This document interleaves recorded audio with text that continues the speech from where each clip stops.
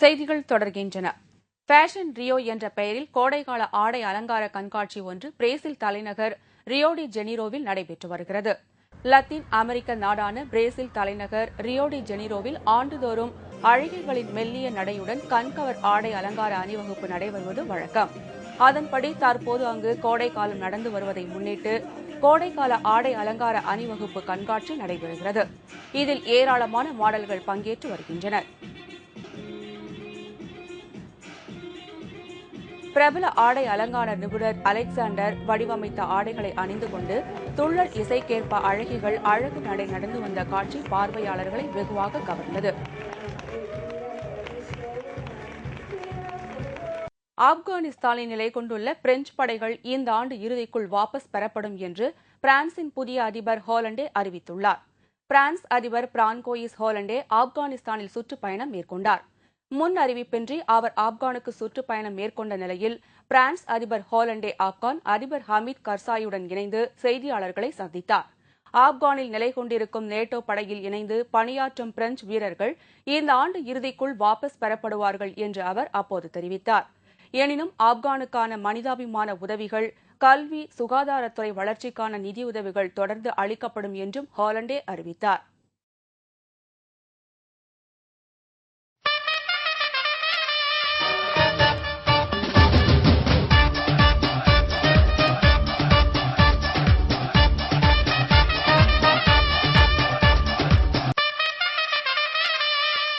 ஐந்தாவது ஐபிஎல்லின் இறுதிப் போட்டிக்கு சென்னை அணி தகுதி பெற்றுள்ளது. சென்னையில் நேற்று நடைபெற்ற இரண்டாவது பிளே ஆஃப் சுற்றில் டெல்லி அணியை 86 ரன்கள் வித்தியாசத்தில் வீழ்த்தியதன் மூலம் சென்னை அணி இறுதிப் போட்டிக்கு முன்னேறியுள்ளது. ஐந்தாவது ஐபிஎல் 20 ஓவர் கிரிக்கெட் போட்டியின் இறுதிப் போட்டியில் கொல்கத்தா அணியுடன் மோதப்போகும் அணி எது என்பதை தீர்மானிப்பதற்கான போட்டி சென்னை சேப்பாக்கம் மைதானத்தில் நேற்றிரவு நடைபெற்றது. இதில் டெல்லி மற்றும் சென்னை அணிகள் மோதின. டாஸ் வென்ற டெல்லி அணி சென்னை அணியை பேட்டிங் செய்ய அழைத்தது. இதன்படி தொடக்க ஆட்டக்காரர்களாக மைக்கேல் ஹஸ்லி, விஜய் ஆகியோர் களமிறங்கினர்.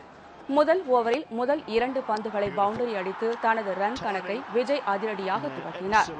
மைக்கேல் ஹஸ்லி தனது பங்கிற்கு 20 ரன்கள் சேர்த்து ஆட்டமிழந்தார். அடுத்து களமிறங்கிய ரெய்னா வழக்கம் போல் தனது பாணியில் அதிரடியை காட்ட அணியின் ஸ்கோர் விரைவாக உயர்ந்தது. 27 ரன்களில் ரெய்னா ஆட்டமிழந்தாலும் பின்னர் ஜோடி சேர்ந்த டோனி விஜய் கூட்டணி ரன் ரேட்டை 11க்கு குறையாமல் பார்த்துக் கொண்டது. சனி குப்தா ஓவரில் டோனி 2 சிக்சர்கள் பறக்கவிட்டு ரசிகர்களை உற்சாகப்படுத்தினார். வார்னரின் கேட்சில் இருந்து தப்பி பிழைத்த டோனி சிறிது நேரத்தில் அவுட் ஆனார். 4 சிக்சர் மற்றும் 15 பவுண்டரிகளை பறக்கவிட்ட விஜய் 51 பந்துகளில் சதமடித்தார். இத்தொடரின் அதிவேக சதமாகவும் இது அமைந்தது.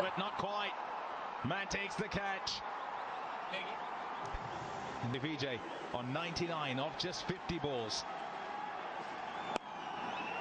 and there it is. He's worked it onto the onside and he'll get a couple of runs. இதனிடையே ஆறும் வீசிய 19வது ஓவரில் 2 பவுண்டரி மற்றும் 2 சிக்சர்களை பறக்கவிட்ட பிராவோ 12 பந்துகளில் 33 ரன்கள் எடுத்து இறுதி வரை கடந்து சென்றார்.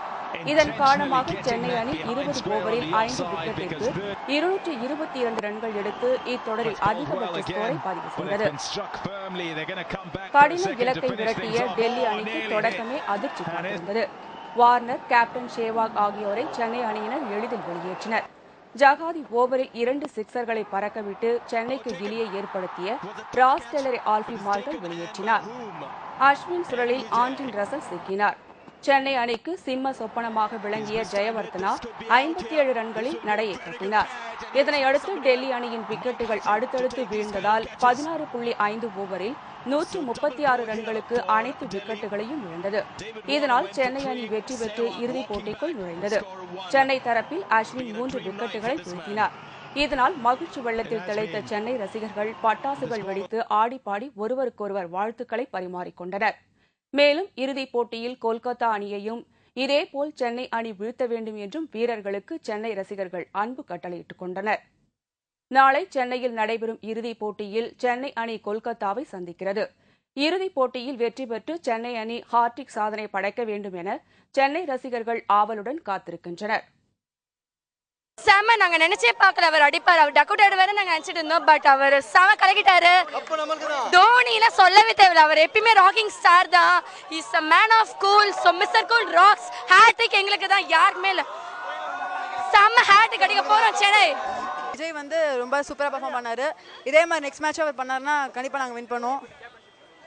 அவரோட கேப்டன்சி எப்பவுமே சூப்பர். அதுவும் பிளே ஆஃப்ஸ்க்கு அப்புறம் வந்துட்டாங்கன்னா அவங்க வந்து வேற மாதிரி விளையாடுவாங்க. அதாவது பிளே ஆஃப்ஸ் லீக் ஸ்டேஜில் விளையாடுறது வேற, பிளே ஆஃப்ஸில் விளையாடுறது வேற. நெக்ஸ்ட் மேட்ச் வந்து கௌதம் கம்பீர் விக்கெட்டை ஃபர்ஸ்ட் எடுத்துடணும். அதுக்கப்புறம் நரேனோட 4 overs வந்து விக்கெட் விழாமல் பண்ணிட்டாங்கன்னா கண்டிப்பாக சென்னை ஜெயிப்பாங்க. அடுத்தடுத்து இதே மாதிரி நல்ல கேப்டன்சி இருக்கணும்னு ஆசைப்படுறேன். இத்துடன் செய்திகள் நிறைவடைகின்றன. தலைப்புச் செய்திகள் மாலை 6 மணிக்கு. வணக்கம்.